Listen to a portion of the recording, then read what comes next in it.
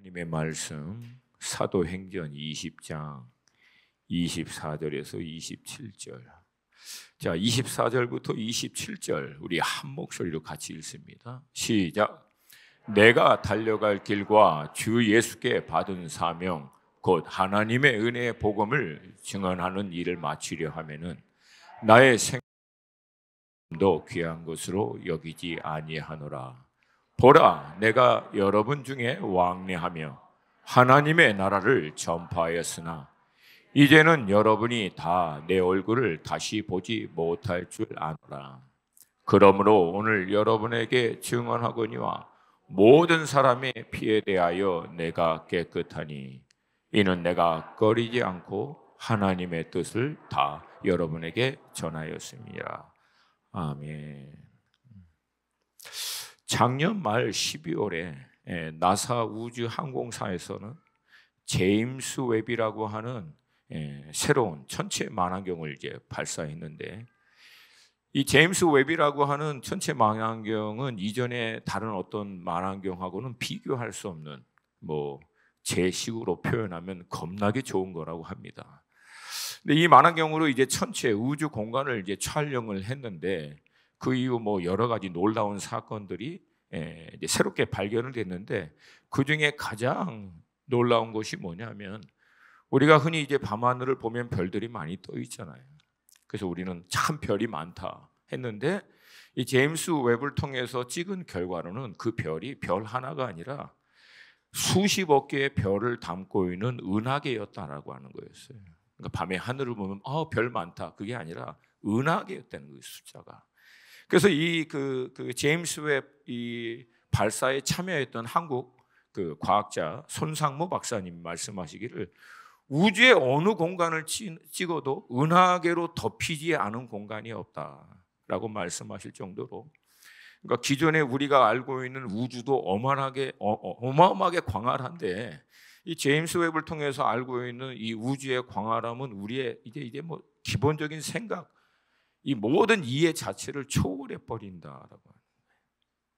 그러니까 무식한 저의 이제 수준으로 제가 여러분의 도움을, 저보다 조금 또 부족한 분들을 위해서 제가 아주 쉽게 표현하면, 이렇게 은하계 하나에는 별이 수십억 개가 있습니다. 근데 수십억 개를 담고 있는 그 은하계가 수십억 개 지금 떠 있다는 거예요. 그러면 얼마 개요? 셀 수가 없죠, 셀 수가. 그래서 여러분, 이제 제 밑으로는 잘 모르겠지만 제 위에 있는 연배이신 우리 형님하고 누님들은 그거 잘 아시죠? 옛날에 여러분이 연애하실 때 이제 밤하늘을 보면서 저 별은 나의 별, 저 별은 너의 별, 그리고 저 별들이 영원할 때까지 우리의 사랑도 물론 우리 지금 세대가 들으면 약간 좀 힘들어요. 근데 여러분, 이걸 이제 제임스 웹을 통해서 발견한 정확한 팩트를 근거로 얘기하면은 이제 어떻게 얘기해야 돼요? 저 은하계는 너의 은하계, 저 은하계는 나의 은하계라고 얘기할 만큼 이 우주의 광활함은 우리 인간의 이성, 합리적인 어떤 사고, 이 모든 걸 다 초월한다라고 하는 거예요. 자, 그러면 이제 단순한 질문이 떠오르는데, 도대체 하나님은 그 엄청난 우주를 왜 만드셨는가? 어떻게 보면은 쓸모없다라고 표현하긴 좀 그렇고, 근데 하여튼 어마어마한 거잖아요. 도대체 왜 만들었을까? 이게 논리적이고 어떤 합리적인 이유나 어떤 거기에 설명은 없어요. 그러나 이제 우리가 추측할 수 있는 여러 가지가 있는데, 그 중에 제가 가장 좀 은혜를 받았던 것은 그 맥스 루케도라고 하는 미국의 그 목사님이 계세요. 이제 성경의 말씀을 그 스토리텔링으로 마치 이야기처럼 아름답게 이제 꾸며서 설명하시는 분이신데, 이제 그분이 이 부분에 대해서 다음과 같이 얘기합니다. 하나님께서 저 엄청난 밤 하늘과 수많은 별들을 만드신 이유는 우리 보라고, 우리가 보고 즐거워하라고 만드셨다고 얘기합니다. 마치 아빠가 그 아이들의 방을 막 우주 그 야광색으로 붙여놓고 불을 한번 딱 꺼주면 막 아이들이 비명지, 와! 막 그리고 여자애들은 이제 그 핑크 막 색깔로 이렇게 좀 해놓고 나서 불 꺼지고 불 켜놓으면 여자애들 막 비명지 하나 막 하잖아요. 똑같아요. 마치 하나님이 우리에게 이렇게 밤하늘 이렇게 보면서 와, 혹시 이게 아직 감동이 제대로 안 되신 분은 요르단의 와디럼에 한번 가셔야 돼요. 그러면 비명을 지르지 말래도 다 질러. 그 어마어마 별이 바로 눈앞에 있습니다. 예, 눈앞에서 막 왔다 갔다 하는 별을 보시고자 하시는 여러분, 예, 요르단으로 가세요. 예, 뭐 여기 뭐 복잡하고 막 힘들잖아요. 그러니까 1, 2주 휴가 내서 그 유럽, 이태리 가지 마. 똑같아. 시끄럽고 복잡하고 그냥 요르단으로 가세요. 레바논으로 가시고. 아멘이 안 나오고. 그 제가 얘기했잖아요. 늘 고목사님하고 할 때는 점잖게 하시고 저랑 할 때는 좀 세게 하셔야 된다고. 다시 한번 요르단으로 가세요. 레바논으로 가시고. 그러면 별들이 은하계가 여러분을 불러요. 막 할렐루야, 할렐루야. 그러면 여러분 다른 차원으로 한번 생각해 봅시다. 우리 보고 그냥 보고 즐기라고 만드는 수준이 이 정도면 만약에 그 동일하신 하나님이 이제는 작정을 하시고 그분의 수준으로 구체적으로 우리의 삶 가운데 오셔서 개입하시고 역사하신다면 어떤 일이 일어나겠습니까? 그냥 보고 즐기라고도 그 정도 할 수 있는 분이신데 그 하나님이 여러분의 삶 가운데 친히 찾아오셔서 하나님의 수준의 일들을, 계획들을, 그분의 작정하신 뜻을 보여주시고 인도하시면 어떤 일이 일어날까요? 여러분, 그 놀라운 하나님과의 그 만남이, 역사가 여러분 가운데 있기를 축복합니다. 이렇게 하나님이 하나님 당신을 계시하시고 나타내시는 사건, 역사하시는 특별한 목적과 의도를 가지시고 하나님이 하나님 당신을 드러내시는 사건을 계시라고 얘기하는데요. 우리 기독교가 믿고 있는 대표적인 두 가지 계시가 있습니다. 하나는 바로 이 완전하신 하나님의 계시인 성경의 말씀이고요. 또 하나는 말씀이신 그분이 이 땅 가운데 인간의 몸으로 오신 성육신 사건, 이 두 가지가 우리 기독교가 믿고 있는 가장 대표적인 계시의 사건입니다. 그래서 우리는 이 완전 계시인 성경 말씀을 통해서 하나님을 아는 지식에서 자라가는 것입니다. 물론 여기서 얘기하는 지식은 이 시대가 갖고 있는 이 헬라적 사고에서 얘기하고 있는 팩트, 인포메이션, 날리지, 어떤 사실, 어떤 자료, 어떤 단순한 지식적인 체계, 이걸 얘기하고 있는 게 아니라 영적인 또 인격적인 하나님과의 교통을 통하여 개인적인 차원에서 내가 아는 경험을 통하여 알게 되는 사건을 얘기합니다. 만약에 여러분 하나님을 아는 지식에서, 그리스도 예수를 아는 지식에서 자라가라, 이거를 만약에 단순한 어떤 팩트나 인포메이션, 이 날리지 이런 차원에서 얘기하면 여러분 하나님을 제일 잘 아시는 분은 구글입니다. 네이버가 제일 잘 아세요. 한번 쳐보세요. 겁나게 많이 나옵니다. 그러니까 여러분 이런 차원에서 하나님을 알아라는 얘기가 아니에요.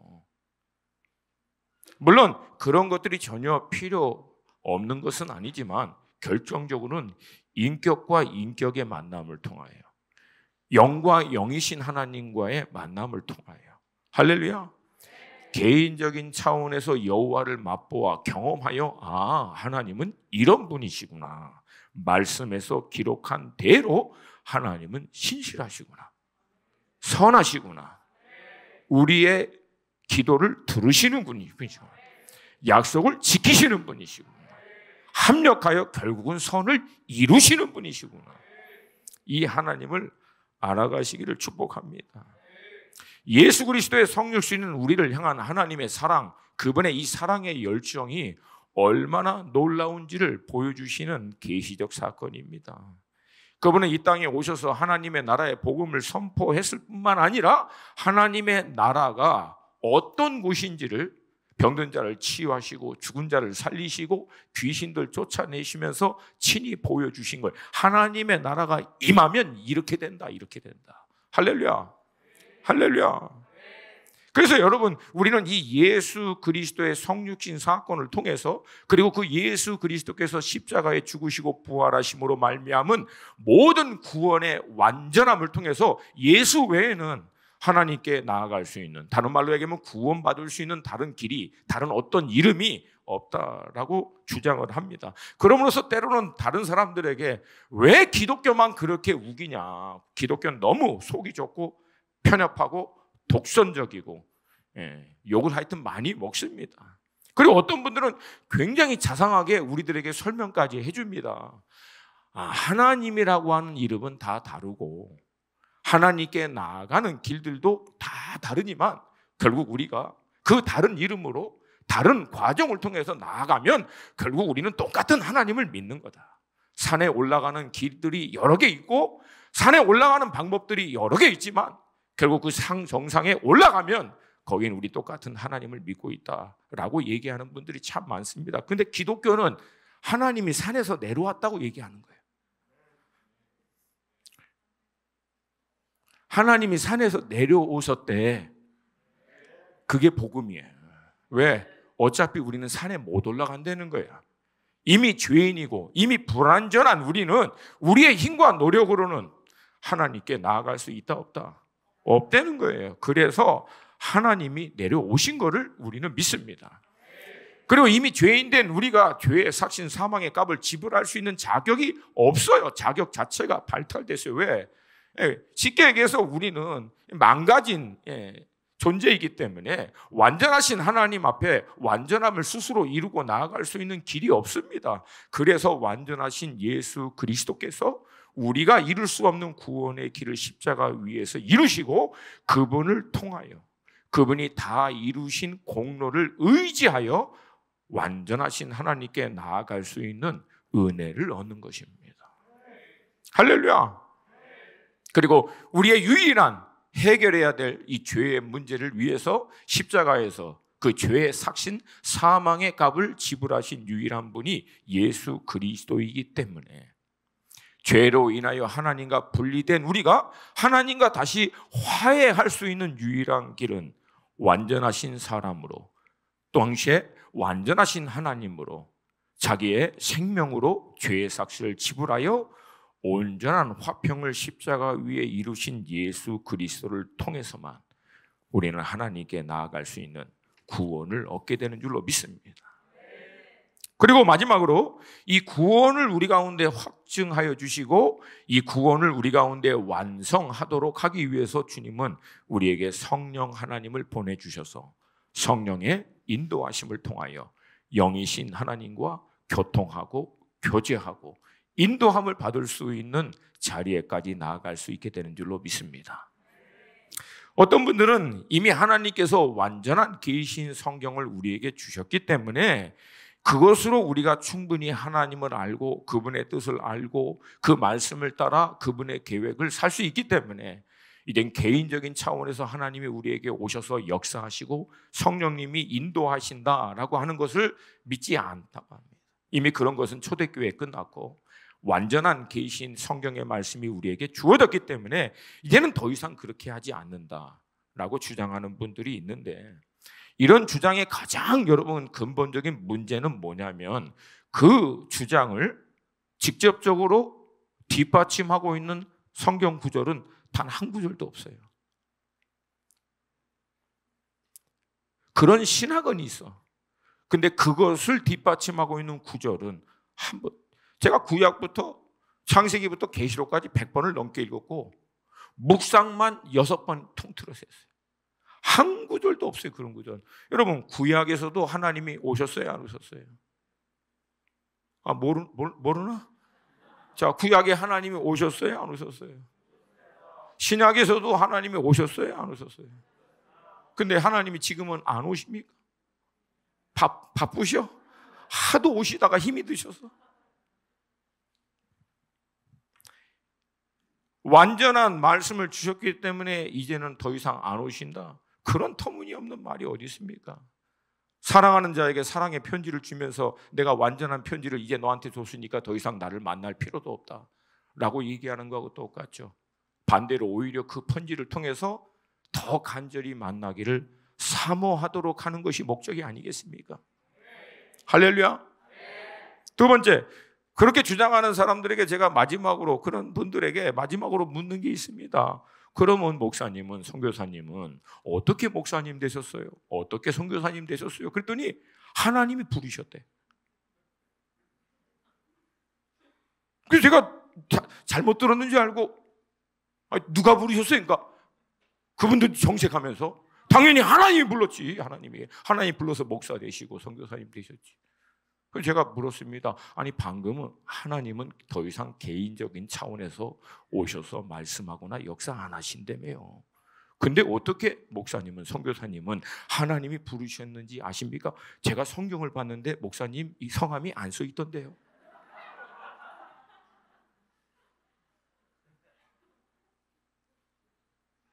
제가 이거를 여러분들에게 설명하는 이유가 있어요. 물론 안 믿는 건 근본적인 문제지만, 근데 두 번째, 믿는다고 하는데 이게 아직 실제가 안 되는 사람, 안 믿는 거하고 별반 다르지 않습니다. 그거는. 여러분, 기독교가 유일하게 기독교인 이유가 뭔지 아십니까? 다른 모든 종교와 기독교의 근본적인 차이가 뭔지 아세요? 다른 모든 종교는 우상을 섬기는 거고, 우리가 믿고 있는 예수 그리스도의 하나님이 참 하나님이다, 이것을 주장을 뒷받침할 수 있는 유일한 근거가 뭔지 아십니까? 우리는 하나님을 살아있는 인격체로, 영적인 존재로 믿기 때문에 우리가 그 하나님과 교통할 수 있다라고 하는 거예요. 교제할 수 있다라고 하는 거예요. 이게 없어지면 다른 종교와 기독교의 모든 구분은 무너져 버립니다. 우리가 믿고 있는 하나님이 살아있는 하나님이고 인격체이고 교통할 수 있는 영적인 존재인 것을 무엇으로 증거할 건데, 이것은 그런 하나님과의 영적인 인격적인 교통을, 교제를 경험한 사람들의 산 증언, 이것이 유일한 증거입니다. 할렐루야. 이 시대에 여러분, 우리가 정말 회복해야 될 것은 성경에 대해서 많이 아는 게 아니에요. 인포메이션 많이 알고, 이 난리지 그냥 많이 쌓아두고, 그냥 팩트 잘 정리한 거. 제가 얘기했잖아요. 수박 논문으로 100페이지를 쓰는 것보다 한번 먹어본 놈이 더 잘한다고. 걔는 오히려 논리적으로 수박이 뭔지에 대해서 정리도 못해. 근데 알아. 겁나게 맛있어. 먹어봐. 맛있어. 이게 모든 논문을 무색하게 만듭니다, 여러분. 근데 우리는 100페이지 논문에 목을 메고 있는 거예요. 본질을 놓치고 있는 거예요. 본질을. 여러분, 예수 만나야 돼요. 예수 만나야 돼요. 살아계신 하나님 만나야 돼요. 경험해야 합니다. 맛보아 알아야 돼요. 이거 놓치면 다 끝나는 거예요. 우리는 그 하나님을, 그 인격이시고 영이신 하나님을 바로 인도하기 위해서 말씀을 주신 건 맞습니다. 근데 말씀의 문자 안에 우리를 제한하려고 이걸 주신 게 아니라, 이 말씀을 통해서 말씀의 원저자이신, 원인격이신, 영이신 그분을 만나도록 인도하기 위하여 우리에게 이 말씀을 주신 줄로 믿습니다. 그래서 여러분, 말씀을 열면 하나님 만나 주시옵소서. 내게 말씀하여 주시옵소서. 내게도 오셔서 하나님을 나타내시고 확증하여 주시옵소서. 할렐루야. 여러분, 이 사모함이 여러분 가운데 있기를 주님의 이름으로 축복합니다. 결론적으로 주님은 지금도 오셔서 주님 당신을 우리 가운데 나타내어 주시고, 또 깊고 구체적이고 세밀한 차원으로 우리 가운데 역사하시는 분이심을 믿습니다. 이 사건을 경험했던 인물 가운데 한 사람이 우리가 방금 읽었던 이 본문의 고백을 한 사도 바울입니다. 우리가 잘 알다시피 사도 바울은요, 길리기아 성 다소라고 하는 지역에서 태어나고 자란 사람인데, 태어나긴 유대인이지만 시민권은 로마 시민권을 가진 사람입니다. 이후에 당시 모든 유대인들에게 존경을 받은 가말리엘이라고 하는, 지금으로 얘기하면 석자 교수님이시죠. 서울대 석자 교수, 미국 같으면 하버드 유니버시티의 석자 교수, 그런 분 밑에서 사사를 받은 사람으로서 헬라, 유다, 이 모든 문화, 역사, 사상, 이론, 학문에 완전히 어떻게 보면 전통한 사람, 섭렵한 사람, 대단한 사람이죠. 우리 식으로 얘기하면 한국과 미국의 모든 학문적, 문화적, 언어적, 사상적 이론을, 이걸 다 섭렵한 그런 사람이라고 볼 수 있습니다. 그래서 이 바울이 태어나고 자란 이 길리기아 성의 다소라고 하는 지역은요, 당시에 굉장히 대단했던 성읍이었습니다. 지금 뭐 그 아다나에 있는 다소, 그 작은 터키에 있는 지역이 아니라 그 당시만 해도 50만 명 이상이 살았던 대단한 지역이었는데, 자기 고향에 대해서 사도 바울이 다음과 같이 이제 언급하고 있습니다. 한번 같이 볼까요? 사도행전 21장 39절 시작.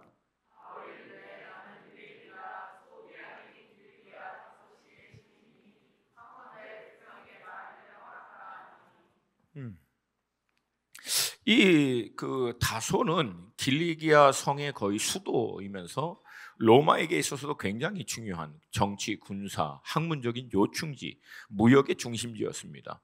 그러니까 역사적인 그 문헌을 보면은 당시 그 모든 학문의 중심지가 아테네하고 알렉산드리아인데, 이 도시만큼이나 버금가는 대학, 그 학문의 중심지가 바로 다소였었고요. 직접 그 다음에 우리가 알고 있는 대로 천막, 이 제조업이 굉장히 이제 활성화됐던, 무역이 이루어졌던, 나중에 사도 바울이 그 브리스길라와 아굴라와 같이 생업이 같음으로 그들이 천막을 짓는다고 했을 때 아마 다윗이 이때 고향에서 그 기술을 배웠던 것으로 알고 있습니다. 그러니까 자연스럽게 사도 바울은 로마 시민권을 갖고 있으면서도 가말리안 문화에서 어마어마한 율법을 사사받은 굉장한 자긍심과 하나님과 율법에 대한 자긍심을 가진 인물로서 청년의 때를 보냅니다. 이제 그러던 이제 사도 바울의 열정 가운데, 마음 가운데 있었던 비전은 뭐였냐면, 이 하나님과 하나님의 율법의 말씀을 모욕해하는 이 나사렛 예수라고 하는 이단의 패거리, 다윗이는다. 바울의 관점에서 볼 땐 그렇게 보이는 거예요.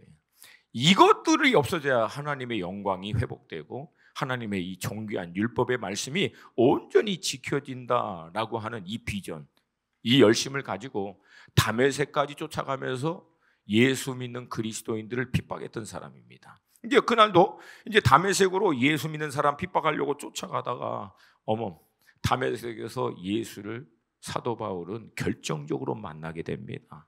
그 사건을 같이 한번 좀 볼게요. 사도행전 9장 3절부터 9절, 우리 한 목소리를 같이 읽습니다. 시작.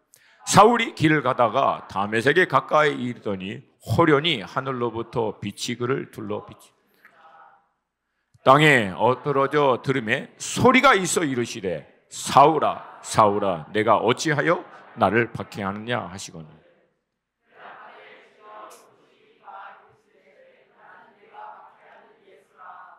너는 일어나 시내로 들어가라. 내가 행할 것을 내게 이를 자가 있느니라 하시니, 같이 가던 사람들은 소리만 듣고 아무도 보지 못하여 말을 못하고 서 있더라. 사울이 땅에서 일어나 눈을 떴으나 아무것도 보지 못하고 사람의 손에 끌려 다메섹으로 들어가서 사흘 동안 보지 못하고 먹지도 마시지도 아니하니라. 예수님과의 만남이 얼마나 충격적이었으면 앞을 보지도 못하고 사흘 동안 먹지도 마시지도 못하고 사람들한테 끌려 머물게 됩니다. 그리고 나서 그곳에 살고 있는, 다메섹에 살고 있는 아나니아라고 하는 사람을 통해서 자신을 향한 하나님의 부르심, 또 이 사명을 발견하게 됩니다. 9장 15절에서 17절 우리 한 번 더 읽습니다. 시작. 주께서 이르시되 가라, 이 사람은 내 이름을 이방인과 임금들과 이스라엘 자손들에게 전하기 위하여 택한 나의 그릇이라.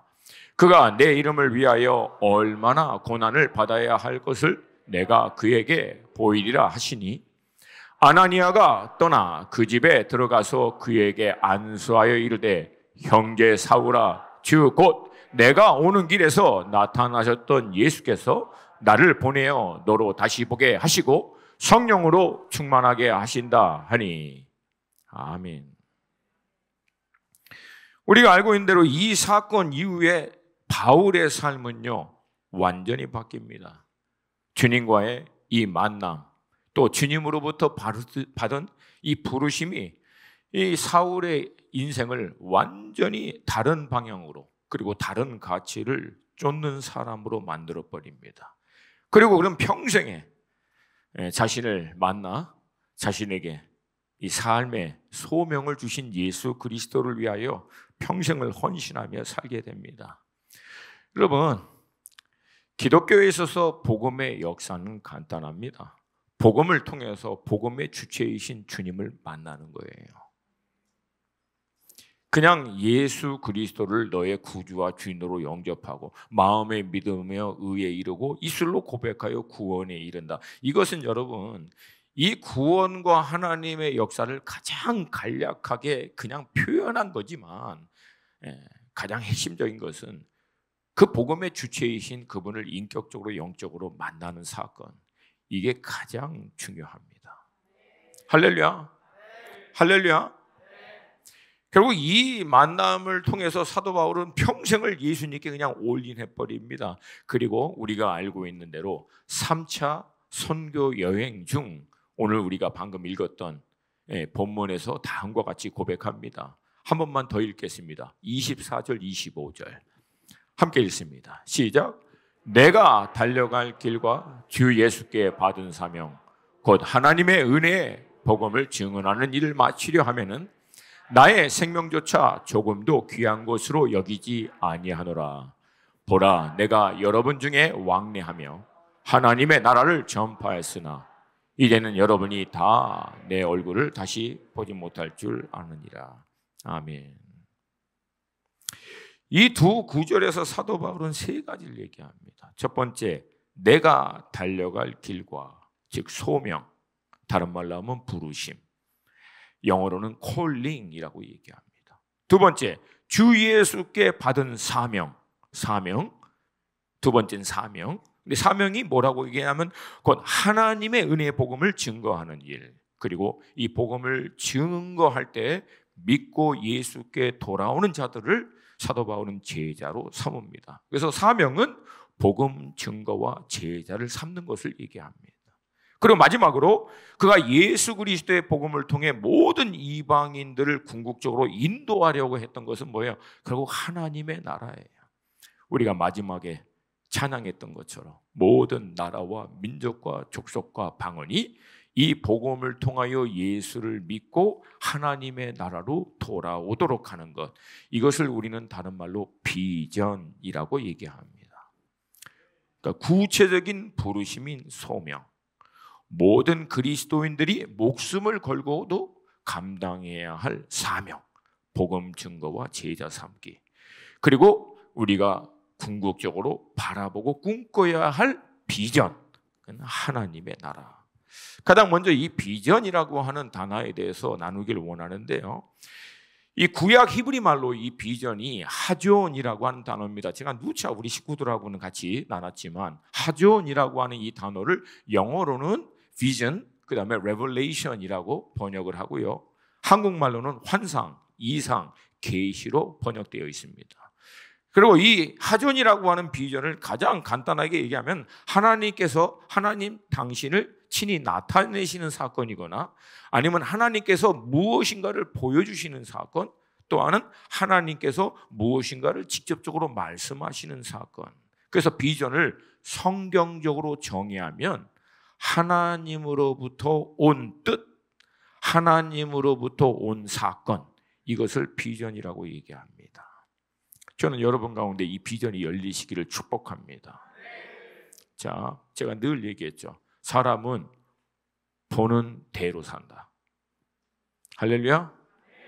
영적인 비전이 안 열리면 땅에 있는 것을 보는 만큼 살아요. 여러분, 하늘의 차원의 삶을 살기 위해서는 하늘에서부터 오는 비전이 열려야 합니다. 아멘입니까? 아멘입니까? 그리고 또 하나 따라서 합시다. 보는 만큼 산다. 이게 한번 열렸다고 해서 그냥 끝나는 게 아니에요. 어떤 사람은 더 깊은 차원에, 더 친밀한 차원에 들어가서 하나님이 더 큰 그림, 이 비전을 확장해 주시는 거예요.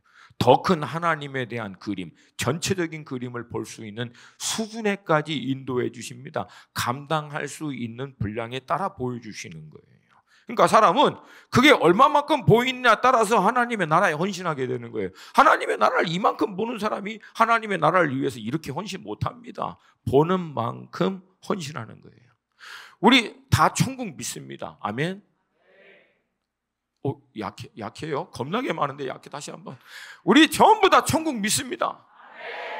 근데 천국을 똑같이 믿고 바라보지만 그 천국을 위해서 사는 우리의 모습은 달라요. 왜? 천국을 얼마만큼 보고 있느냐, 하나님의 나라를 얼마만큼 보고 있느냐에 따라서 그 사람의 삶의 사이즈는 결정됩니다. 어쩔 수가 없어요. 사역을 한다는 얘기하는 게 아니에요. 이 땅에서 사는데 정말 천국을 어느 수준으로 확신 있게 보고 있느냐는 내가 이 땅에서 천국을 얼마만큼 확신을 가지고 준비하며 살고 있느냐를 결정합니다. 그래서 여러분 가운데 이 하나님의 나라의 계시가 열리기를 축복합니다. 확장되기를 축복합니다. 깊게 들어가기를 축복합니다. 다시 한번, 사람은 보는 대로 산다. 보는 만큼 산다. 하늘을 보면 하늘을 보는 대로 살고, 땅을 보면 땅을 보는 대로 살아요.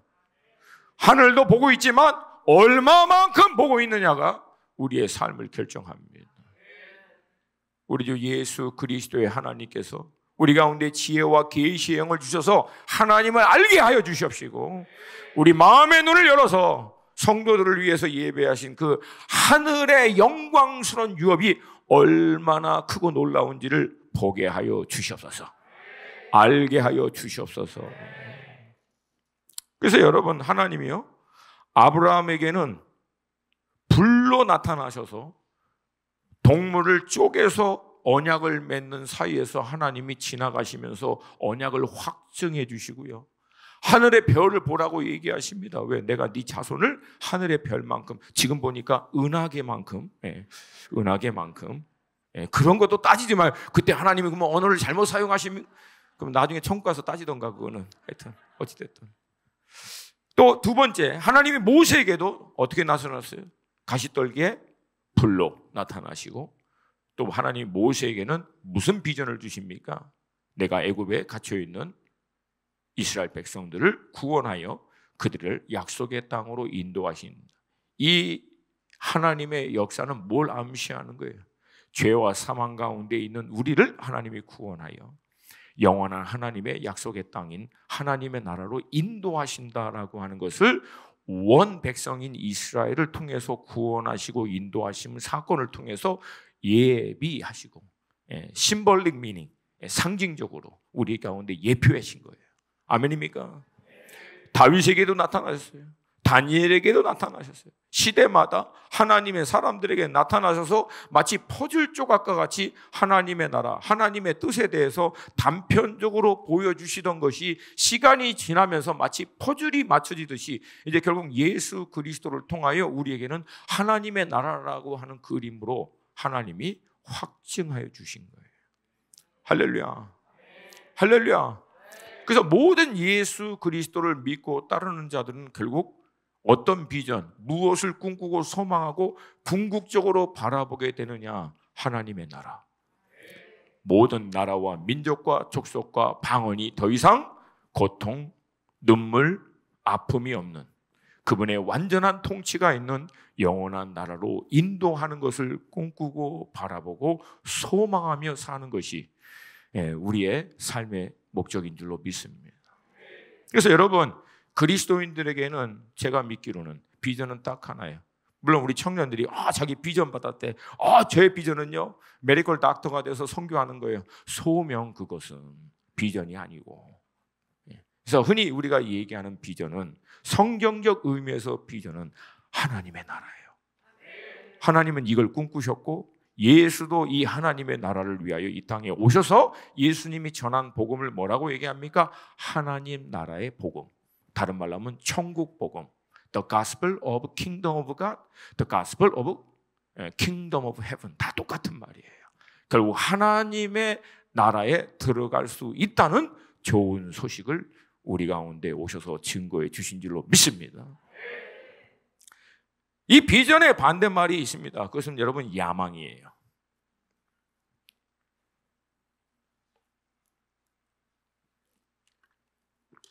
비전과 야망의 정확한 차이는 간단합니다. 비전은 하나님께로부터 오고요, 야망은 세상으로부터 옵니다. 하나님으로부터 오는 비전을 쫓아 사는 사람은 하나님의 나라를 유업으로 받고요, 세상으로부터 오는 야망을 쫓아 사는 사람은 세상의 것을 얻게 됩니다. 그리고 하나님께로부터 오는 비전을 쫓아 사는 사람을 하나님의 사람, 세상으로부터 오는 야망을 쫓아 사는 사람을 땅에 속한 사람, 육신에 속한 사람이라고 얘기합니다. 그러니까 우리는 각자 우리가 궁극적으로 무엇을 꿈꾸고 바라보고 쫓아가느냐, 그래서 비전은 여러분 디렉션이에요.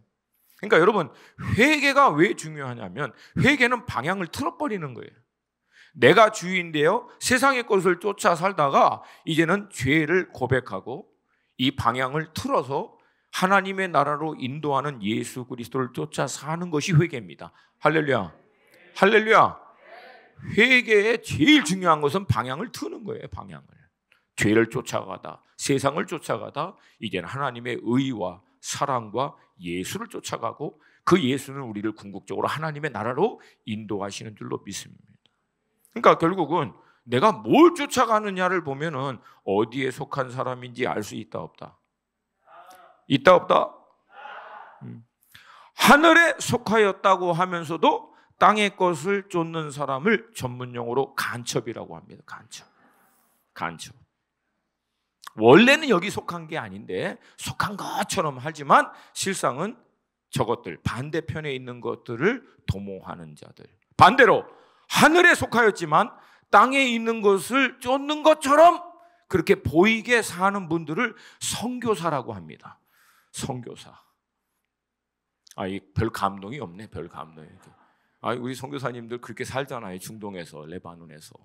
아닌 것처럼 하다가. 설명은 생략할게. 반응이 별로 안 좋아서 설명 안 할래. 그냥. 그러니까 결국은 궁극적으로 우리가 무엇을 쫓아 살고 있느냐를 보면 어디에 속했다라고 하는 것을 알 수 있다 없다? 있어요. 그래서 여러분, 하나님의 나라를 쫓아 사는 사람은 하나님 나라로부터 상금을 받습니다. 땅을 쫓아 사는 사람은 여러분 다, 그래서 세상 사람들이 땅에 있는 돈, 명예, 권력 이런 거 여러분 취하는 거에 대해서 너무 어려워하지 마세요. 왜? 당연한 결과예요. 그 사람들은 그걸 쫓아 사는 거기 때문에. 근데 이 둘의 결정적인 차이는 딱 한 가지예요. 하늘에 속한 것은 영원합니다. 땅에 속한 것은 잠시 있다가 결국은 다 어떻게 돼요? 사라지고 썩어지고 멸망하는 것입니다. 여러분 잘 들으세요. 땅에 있는 모든 것들이 그래서 아무 가치가 없느냐, 그 얘기는 아니에요. 우리는 지혜롭고 충성된 종으로서 땅에 있는 모든 것들을 잘 활용하여 천국을 사야 합니다. 아멘입니까? 아멘입니까? 그렇지만 우리는 궁극적으로 땅에 있는 것을 쫓진 않습니다. 왜? 그것은 결국은 다 없어질 것이니까. 가장 지혜로운 것은 뭐예요? 영원한 것을 얻기 위해서 땅에 있는 것들을 지혜롭게 활용하기 위하여 취하는 거예요. 아멘? 아멘? 그런 여러분이 되시기를 주님의 이름으로 축복합니다. 그런데 여러분 기억하세요. 결국은 하늘에 있는 것만 영원합니다. 땅에 있는 것은 여러분 딱 하나 빼고 다 없어집니다. 영혼. 다시 잘 들으세요. 땅에 있는 모든 것들은 유일하게 딱 하나만 빼고 다 없어져요. 하다못해 여러분의 가족들도 없어져요. 땅에 있는 동안 잠시적으로 하나님이 허락하신 관계예요.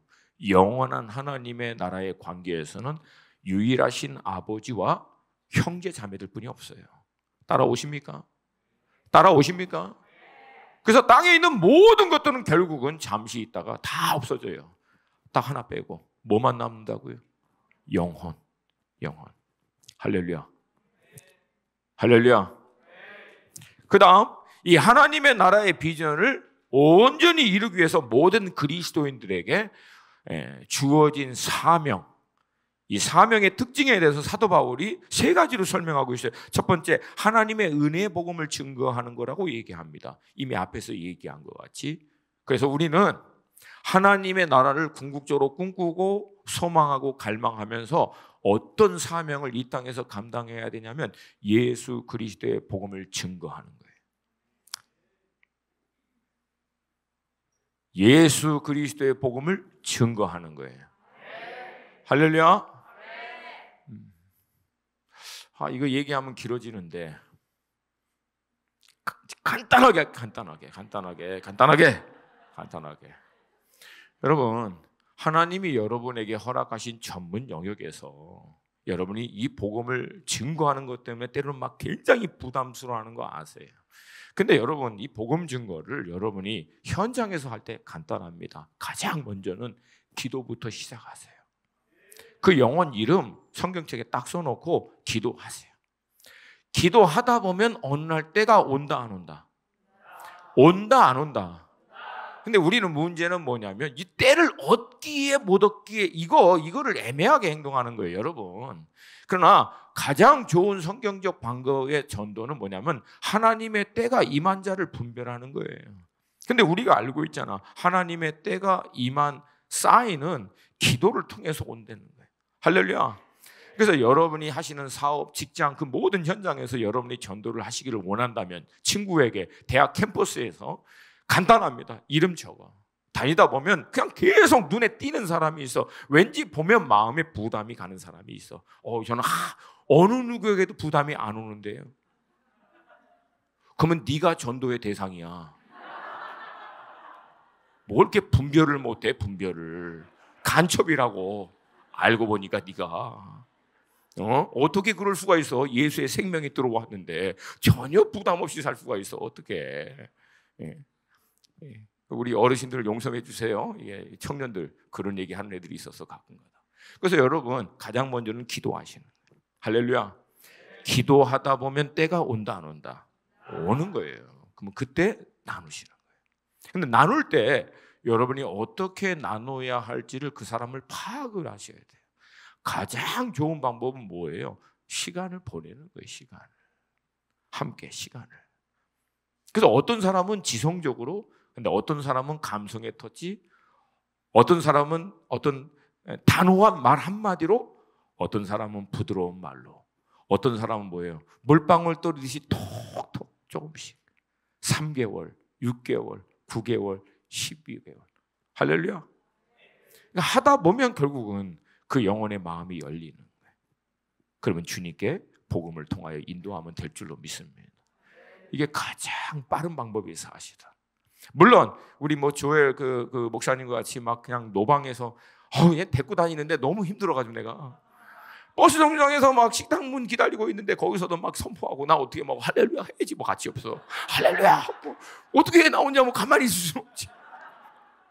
그래서 다음에는 비행기는 같이 안 타려고 그래 웬만하면.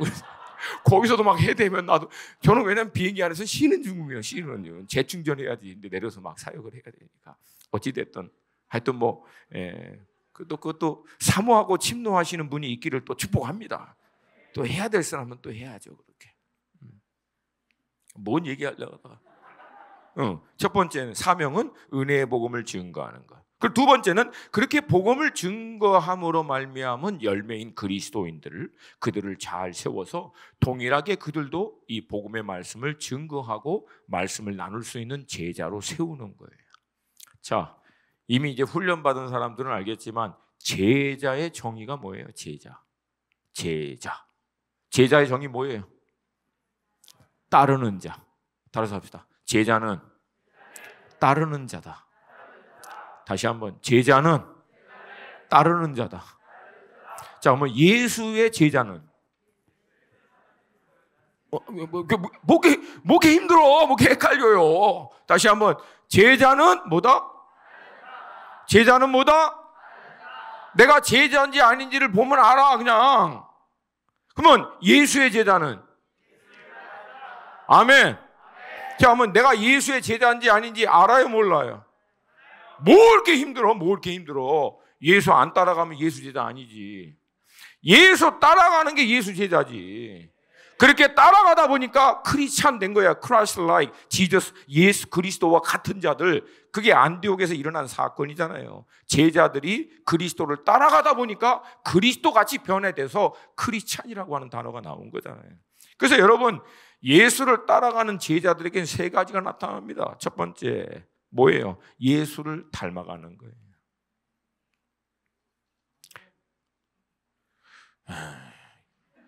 예수 닮아가는 거 별로 안 좋아하시나 다들?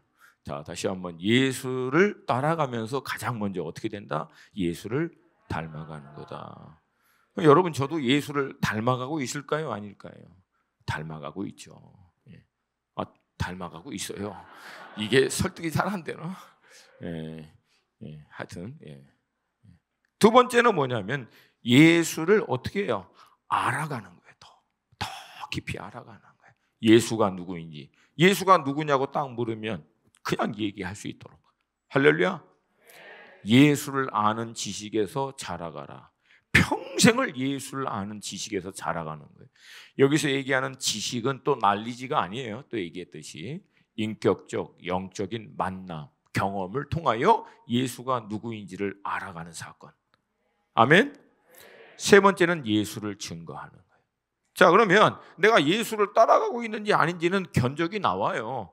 예수 닮아가고 있냐고, 예수를 더 알아가고 있냐고, 예수를 향한 사모함, 그분을 알고 싶어하는 갈망, 그분께 더 가까이 나아가고자 하는 마음의 소원들이 내 안에 더 일어나고 있는지 아니면 식어가고 있는지, 예수를 증거하고 있는지. 내가 예수 믿고 난 다음 나를 통해서 예수 그리스도께 돌아온 사람이 단 한 명도 없다. 그러면 뭐다? 간첩일 가능성이 많다는 거예요. 그거는 간첩일 가능성이. 그럴 수가 없다는 거예요. 그럴 수가. 근데 여러분에게 소망의 메시지를 줍니다. 내가 예수 믿고 한 명 이 땅 가운데 예수 믿고 따르는 사람을 딱 세우고 주님 앞에 가면 전문용어로 뭐다? 본전. 본전. 예, 이제 감이 좀 오시죠? 자, 한번 두 명 세우면, 아니 이거 옛날에 많이 썼잖아요. 이런 용어. 더블. 자, 4명. 그렇지. 더블. 할렐루야. 자, 우리 수원 하나 식구들에게는 이 따따블의 영이 있을지어다. 예수 믿고 이 땅에 나를 통해서 딱 4명 정도는 미니멈으로. 할렐루야. 아니, 우리 집에는 아무도 안 믿어요. 얼마나 좋아. 따따블 다 할 수 있잖아. 저도 얘기했잖아요. 우리 집안은 영적으로 흙수저라고. 사돈의 8촌에 하다못해 누구라도 아무도 없어. 아버님 예수 믿고 일주일 후에 돌아가시고, 어머님 예수 믿고 권사님 되시고 돌아가시고, 동생 예수 믿고 형님 IMF 때 다 말아 드시고 겸손한 마음으로 미국에 오셔서 그냥 복음 증거해서 예수 믿게 하고, 두 조카들 와서 6개월씩 여기서 훈련받고 예수 믿고 따르게 하고, 한 명씩 전도하는. 할렐루야. 저는 우리 집안만 해도 벌써 따따블 넘은 거야. 따따블. 이 축복이 있기를 축복합니다. 아멘입니까? 그런데 이 마지막으로 이 사명을 감당하는 일에 대해서 사도 바울이 이렇게 얘기합니다. 예수 그리스도의 은혜의 복음을 증거하고 그 복음을 믿고 예수를 따르는 제자를 세우는 일을 위해서는 내 생명을 조금도 귀한 것으로 여기지 않겠다. 왜 그럴까요? 이건 생명을 낳는 일이기 때문에 그래요. 생명을 죽어도 아깝지 않은 일은 생명을 낳는 일이에요. 아멘입니까? 사랑하는 청년 여러분, 특별히 잘 들어요. 여러분이 보내는 이 하루라고 하는 생명의 값을 지불하고 이 하루 동안 여러분이 이 세상에서 뭘 얻는 거예요. 그게 무엇이 되든. 잘 들어 다시 한번. 단순히 이 하루라고 하는 시간을 보낸 게 아니라 여러분의 생명의 시간 가운데 하루라고 하는 생명의 값을 지불하고 무엇인가를 여러분 대신 취하는 거라고. 근데 그 생명의 시간의 값을 여러분이 지불하고도 아깝지 않을 수 있는 유일한 길은 또 다른 생명을 얻는 길입니다. 할렐루야. 저는 여러분 가운데 이 믿음의 확신을 가지시고 생명을 낳는 이 사명에 동참할 수 있기를 주님의 이름으로 축복합니다. 오래전에 제가요, 이제 CG 선교회라고 하는 이제 선교단체를 2004년도에 우리 학생 10명하고 우리 집에서 이제 시작하고, 하여튼 뭐 그냥 할 수 있는 대로 열심히 한다고 이럭저럭 하고 있는데 가끔 가다가는 제가 이렇게 주춤할 때가 있어요. 주춤할 때가. 이제 사는 게 좀 이렇게 좀 어렵고 뭔가 좀 문제가 이런 게 좀 있으면 좀 힘들고, 가끔 가다가 이제 막 잘 사는 사람들, 뭐 이렇게 나랑 똑같이 이제 졸업하고 내 이제 친구인데, 뭐 이렇게 보면은 잘 살아. 그럼 뭔가 마음이 힘들어. 원래 나도 이제 비즈니스 공부하고 백만장자 되고 싶어가지고 갔다가 이 예수 잘못 만나가지고 내가 중간에 이렇게 막 생각 들면서 막 이렇게 하는데, 제가 여러분하고 나눈 기억이 있어요. 근데 그러던 어느 날 제가 이제 한 번은 그 롱아일랜드의 그 스토니브룩 유니버시티라고 그 롱아일랜드에 있는 그 대학이 있어요. 거기 이제 박사학위 공부하는 친구들 한 50여 명 모인 그곳에 이제 토요일 날 밤에 집회를 좀 인도해 달라고. 근데 목사님 거의 이제 절반 이상이 예수 안 믿는 사람이에요. 그러더라고요. 그래서 이거 힘든데 하는데 하여튼 갔어요. 갔는데 바로 다음 날이 주일이기 때문에 당시 이제 제가 있던 워싱턴 지구촌 교회는 주일이면 이제 사역자들이 다 양복을 입어야 돼. 그래서 토요일 날 밤에 집회하고 일요일 날 주일 날 이제 새벽에 비행기 타고 와서 교회로 가야 되니까 그냥 양복을 입고 간 거예요. 그리고 이제 가방 들고 이제 비행기 타고 이제 가는 길에 이제 준비하기 위해서 막 이제 하는데 막 그런 거예요. 막 마음이 막 돌아보니까 막 거기 막 삐까뻔쩍하고 막 양복 입고 막 있는데, 저는 이제 복음 전가한다고 막 가니까 어떻게 해요? 목사니까 할 수 없이 기도하는 거지. 이제 기도 막 하고 있는데 갑자기 제 안에 하나님께서 Your dream came true 그러는 거예요. 네 꿈이 이제 현실로 이제 이루어졌다 그런 마음. 그래서 제가 그랬죠. 아니 무슨 꿈이 이루어졌습니까? 너 늘 비행기 타고 다니고 싶어 했잖아. 그래서 네, 지금 비행기 타고. 맞잖아. 그 너 늘 양복 입고 다니고 싶어 했잖아. 근데 양복 다 입고. 근데 그때 약간 발끈했어요. 그때 저는 조지 아마니 이런 거. 모르죠? 무슨 뜻이 뭐지? 월마트 그런 거 아니고, 그런 거. 근데 지금 뭐 이거 있다고 막 궁시렁궁시렁 됐어요. 근데 어쨌든 양복 입고 있으니까 할 말은 없죠. 그 너 늘 가방 이렇게 들고 다니고 싶었는데 그 옆에 가방이 있는 거다. 그때 내가 발끈하면서 그랬어요. 아니 그때는 내가 무슨 꿈을 꿨는지 아시냐고. 이 가방에다가 $1,000,000 컨트랙 그런 거 딱 갖고 와서 막 컨트랙 사인 딱 바꿔서 호텔에서 그냥 넥타이 딱 풀고 그냥 샴페인 터뜨리면서 와우 I did it 이러고 싶었다고. 근데 여기에 무슨 $1,000,000 컨트랙 있냐고. 근데 그때 성령님께서 제 안에 그런 거예요. 그래 $1,000,000 컨트랙은 없다. 근데 라이프 컨트랙이 거기 안에 들어있다. 생명보험. 그 말씀이 들리는 순간 막 제가 그냥 터져버린 거예요. 왜? 그때 막 속상했다, 막 마음이 힘들었다 그랬잖아요. 막 그냥 너무 약간 뭐랄까요? 그 한국말로 뭐라 그래요? 궁상맞게?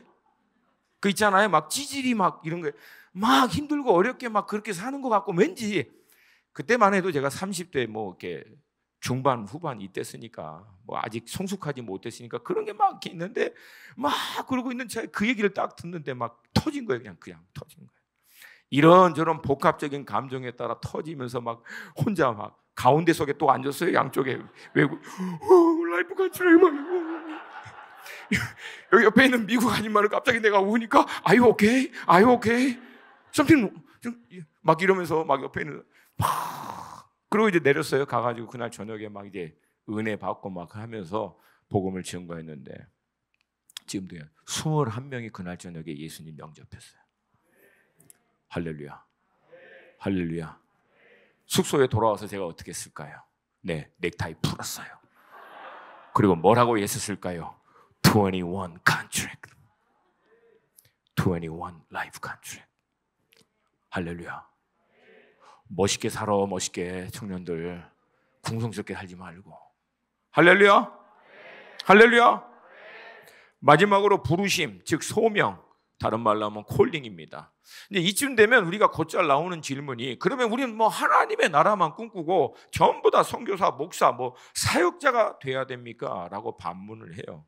그러나 오늘 본문의 말씀에서도 사도 바울이 얘기하잖아요. 아니라고. 하나님의 나라를 우리 모든 그리스도인들이 꿈꾸고 소망하고, 그리고 우리에게 주어진 복음을 증거하고 제자를 삼는 사명들을 모든 그리스도인들이 다 감당하는 것은 맞지만 그 일을 감당할 수 있는 각자의 자리와 역할의 위치는 다 다르다는 거예요. 그것을 사도 바울은 뭐라고 얘기합니까? 내가 달려갈 길, 그리고 주 예수께 받은 사명. 그래서 여러분 의도적으로 사도 바울이 헬라어 접속사 카이라고 하는 단어를 거기 넣었어요. 내가 달려갈 길 카이, 그리고 주 예수께 받은 사명. 즉 주 예수께 받은 사명을 감당하기 위해서 the race that I have to finish. 내가 맞춰야 될 나의 달려갈 길. 그래서 뭐예요? 이방인들에게 복음을 증거하고 임금들에게 복음을 증거하는 거예요. 여러분 근데 사도 바울이 이 구체적인 소명의 부르심대로 했어야 안 했어요? 했어요.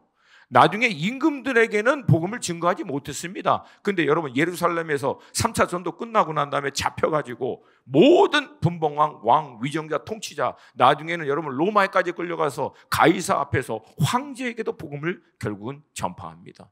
할렐루야! 할렐루야! 하나님은요 그 부르신 대로 역사합니다.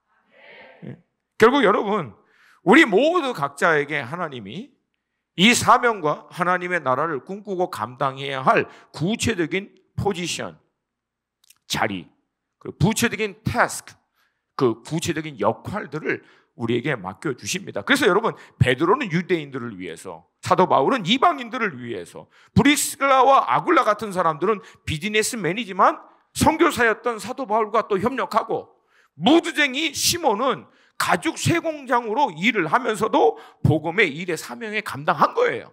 할렐루야. 마찬가지예요. 여러분 한 사람 한 사람에게는 하나님의 구체적인 부르심의 자리와 역할이 있습니다. 제가 다시 한번 여러분에게 특별한 다른 의도는 아니에요. 제가 이 사역을 지속할 수 있는 이유는 저의 사역을 위해서 18년 저를 후원하는 비즈니스맨, 12년 저와 함께하는 비즈니스맨, 이 사람들이 있기 때문에 이게 가능한 거지. 그 사람들 없으면 저희가 못합니다. 그 많은 비용을 어디서 감당합니까? 제가 그래서 3명 비즈니스맨을 위해서 더 기도하고 있어요. 하나님 3명만 더 주세요. 3명만. 이게 어떨 때는 막 은행이라도 털고 싶어가지고 제가 막, 예? 한때 우리 고목사님하고 둘이서 의논했어요. 내가 막 먹게 네가 털래 막. 이게 할 게 너무 많으니까. 그래서 내가 그랬죠. 조지훈도 부르시다. 왜 우리마다 잡히면 안 됐잖아. 그래서 여러분 비즈니스맨들은 어둠에 잡혀있는 물질을 여러분들이 구속시켜서 하나님의 나라에 흘러보내는 역할이 여러분의 역할이에요.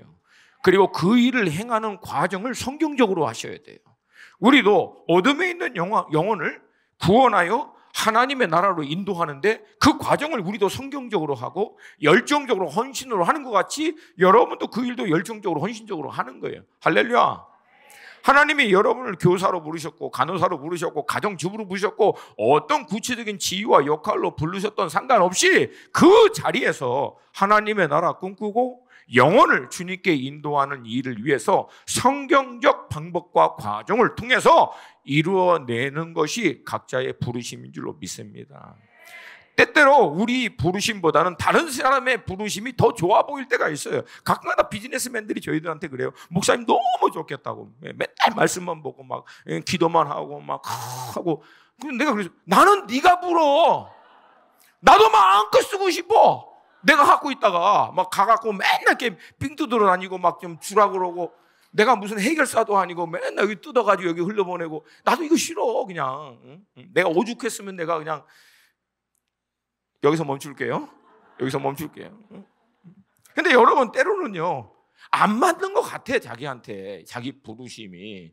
근데 여러분 부르심은 맞고 안 맞고의 문제가 아니에요. 하나님께로부터 부르신 확신에 따라 하는 거예요. 여러분 저도 그래요. 많은 분들이 저가요 돌아다니는 거 굉장히 좋아하는 줄 알아. 사람 만나는 거 좋아하고 굉장히 활동적이고 성격이 쾌활하고 부침성이 좋은 줄로 압니다. 그런데 저를 잘 아는 사람은 알죠. 정반대 전부 다. 돌아다니는 거 되게 싫어합니다. 돌아다니는 거 싫어. 오죽했으면 저는 격리 8번을 그렇게 잘했어요. 조지 목사는 한 번 하다가 거의 죽을 뻔했다는데 전 8번 너무 편하게 잘했어요.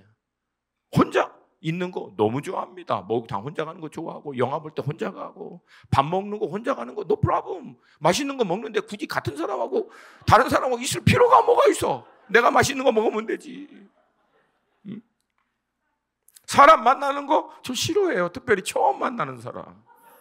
정말 싫어합니다. 막 자매님들이 뭐 목사님 잠깐 상담할 수 있어요? 싫어.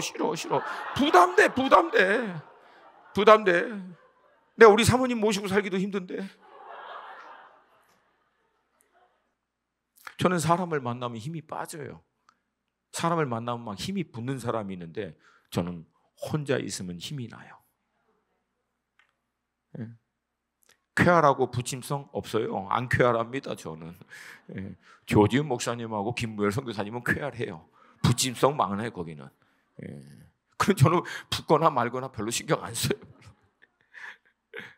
근데 그런 저를 하나님은 뭐라고? 선교사로 부르는 거야.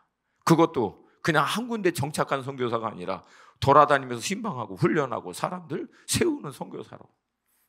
이번에도 총 4개국 총 9개 도시를 다니고 왔어요. 그것도 3주 만에 이틀, 3일, 이틀, 하루, 그 다음에 마지막 4일. 그러고 온 거예요, 지금. 비행기만 8번 탔어요, 8번. 목사님 비행기, 좋지 않아요? 영화 보고 한 20번 해봐. 20년 해봐, 너도. 그게 좋은가? 그럼 영화 다 봤어, 이젠. 볼 게 없어. 볼 게 없어. 볼만한 건 다 봤어, 밟아서. 요즘엔 복습하고 있어. 추억의 영화, 옛날에 봤던 거 막. 그냥. 근데 여러분, 제가 그럼에도 불구하고 이것을 왜 하는 거예요? 부르심 때문에. 그럼 부르심 때문에 억지로 합니까? 아니에요. 부르심을 쫓아갔더니 비록은 힘들고 어렵지만 그 부르심의 현장 가운데 나와 동행하시고 함께 하시는 주님을 만나는 거예요. 나를 격려하시고 위로하시는 그 주님을 그 현장에서 만나는 거예요. 온 힘을 쏟고 사역하고 호텔방에 딱 돌아와서 기도할 때 듣는 음악 알죠? 딱 틀어놓고 그때는 한두 시간 아무것도 못해요. 그냥 멍 때리고 있는 거예요. 돌아와서 막 기도 못해요. 진이 다 빠져가지고 한두 시간 뭐 그러면서 어떻게 해요? 여긴 어디지? 나는 뭐 하고 있지? 집에 가고 싶어. 여보 마누라 보고 싶어.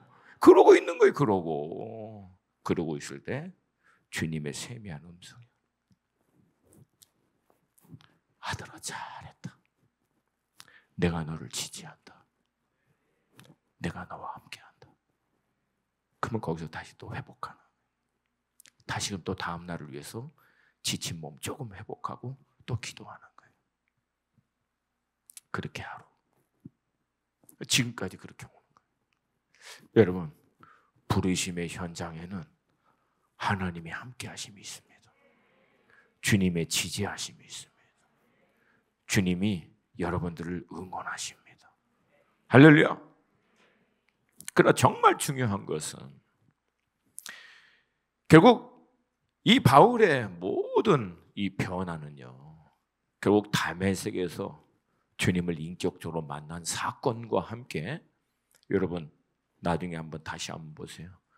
바울이 다메섹에서 주님을 만난 감격과 그 확신을 가지고 곧장 복음을 증거하지만 며칠 안 돼서 아라비아로 갑니다. 그리고 3년을 머물러요.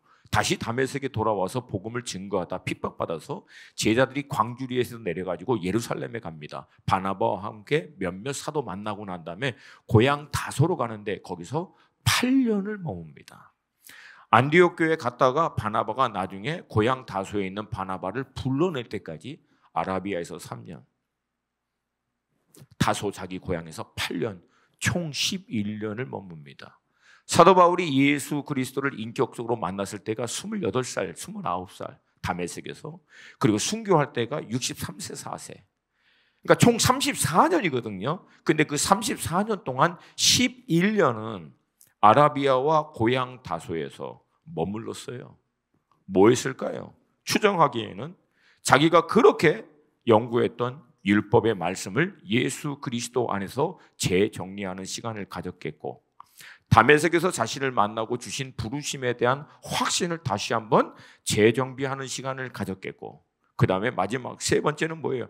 그것을 감당해낼 수 있는 열정, 은혜, 이것을 주님으로부터 충만하게 편하게 받는 시간들을 가졌겠죠. 할렐루야. 할렐루야. 그리고 난 다음 주님이 그를 구체적인 부르심과 사명의 길로 인도했을 때는 여러분 중간에 멈추지 않고 마지막까지 달려갔습니다. 기억하세요, 청년 여러분. 준비돼야만 달려갈 수 있습니다. 준비돼야만 달려갈 수 있습니다. 여러분 각자의 전문 영역에서 믿음의 싸움을 싸우시는 우리 믿음의 식구들 기억하세요. 여러분 준비되시고 무장되어야만, 받아야만 우리는 감당할 수 있어요. 그렇게 준비되어 마지막까지 간 거예요. 여러분 이 모든 시작을 저는 다메섹의 만남의 사건이라고 얘기합니다. 사도 바울의 이 사건은 좀 독특하긴 해요. 왜? 이 만남과 함께 구원 플러스 소명을 같이 받습니다. 어떤 사람은 예수 그리스도를 인격적으로 만나고 믿음 생활하다가 나중에 이 소명에 대한 확신, 부르심을 받고 헌신하는 사람도 있고 한꺼번에 받는 사람도 있어요. 이거는 뭐 그렇게 차이는 없어요. 결국은 우리는 예수 그리스도를 통해서 구원을 받는 것 플러스 하나님의 나라에 대한 비전과 이 비전을 이루기 위한 사명에 대한 복음 증거와 예수의 제자를 삼고자 하는 열정, 갈망, 그리고 이것을 감당할 수 있는 나를 향한 그분의 구체적인 부르심을 인격적이고 영적인 하나님과의 만남을 통해서 이 만남의 반복을 통해서 확증받고 확신받고 열정을 불태우고 재충전 받아야 될 줄로 믿습니다. 여러분 이 준비를 해야만 우리는 마지막까지 멈추지 않고 달려갈 수 있을 줄로 믿습니다. 고 목사님이 우리 선교에 헌신하는 친구들에게 이제 친밀함에 대한 강의를 할 때 쓰시는 예화가 하나 있는데 제가 맨 처음에 그거 들었는데 그 예화를 십몇 년 전에 들었는데 지금도 제 뇌리에 아예 딱 꽂혀 있어요.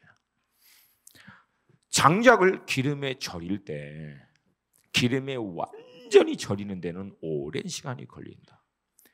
근데 기름에 완전히 절여버린 장작은 한번 불이 딱 붙으면 마지막 끝이 재가 될 때까지 끝까지 탄다.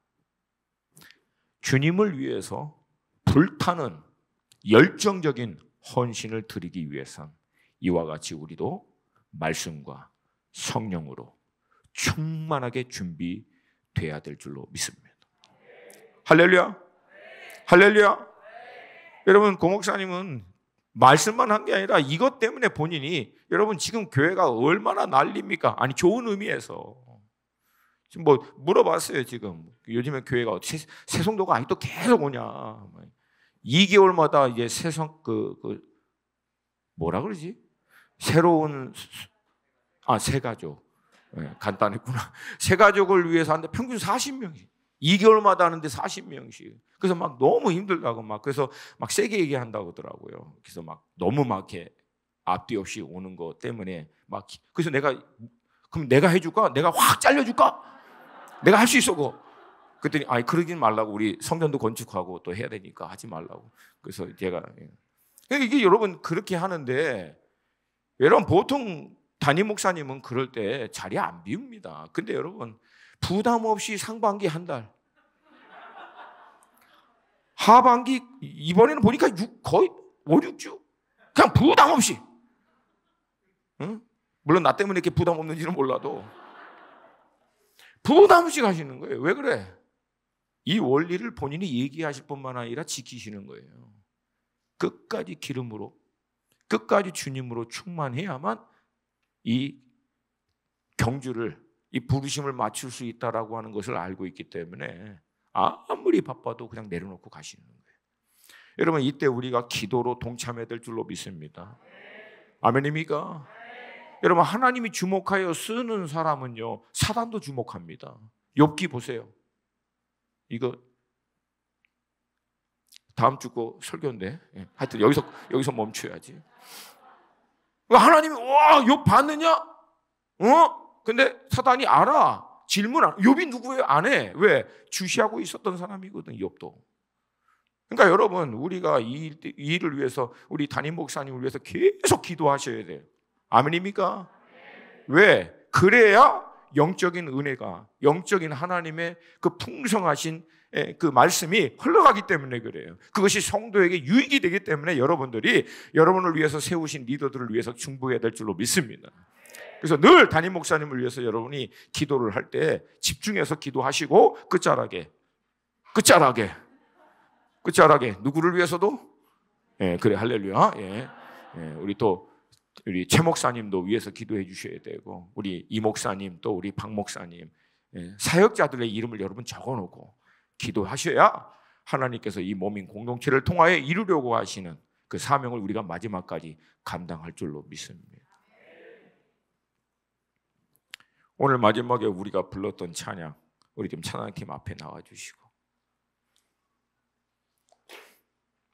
여러분 괜찮으시면 다 함께 좀 자리에서 일어나십시다.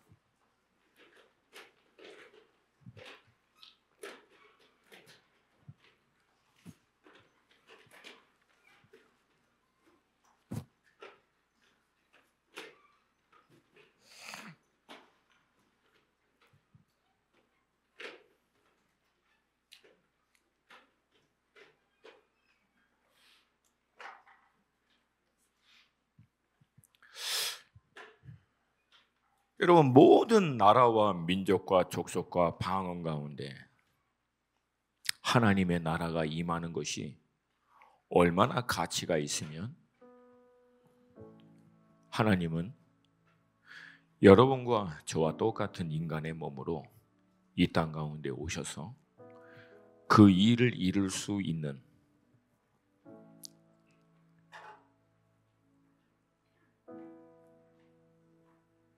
우리의 죄를 해결해야 하는 유일한 길인 생명을 지불하여 죄사함의 대가를 지불하는 일을 본인 당신이 십자가 위에서 친히 해 주신 거예요.